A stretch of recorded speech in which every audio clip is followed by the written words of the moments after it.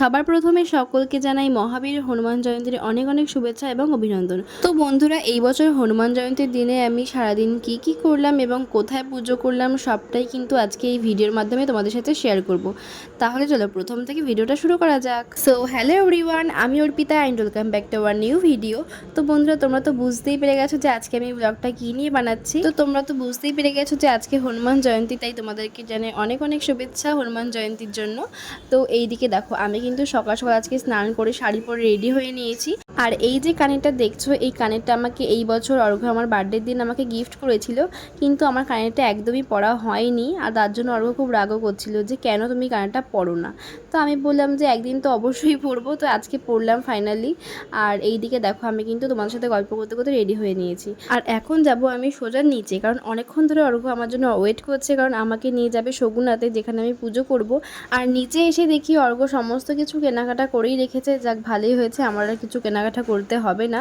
তো ঠাকুরের জন্য নিয়ে নিয়েছি লাড্ডু, ঠাকুরের ফেভারেট। আর এইদিকে নিয়েছি হচ্ছে ঠাকুরের জন্য ফুল আর বেলপাতা। আর এইদিকে দেখো চলেও আসলাম মন্দিরে, মানে ঠাকুরের যেখানে মন্দির করা হয়েছিল সেখানে। আর এই পুজোটা কিন্তু আমার কাকা শ্বশুররা করে অনেক আগে থেকে, কিন্তু আমি কখনো এখানে পুজো করিনি। তবে বিয়ের আগে আমি অনেকবার হনুমান জয়ন্তী পুজো করেছি, কারণ আমার বাড়ির পাশে একটা বাড়িতে বড় করে হনুমান জয়ন্তী পুজো করা হতো, সো সেখানে আমি অনেকবার পুজো করেছি। যাই হোক, ঠাকুরমশাই এদিকে বলছিলেন আমাদের সবাইকে মাথায় কাপড় দিয়ে বসতে, কারণ যজ্ঞ করা হবে।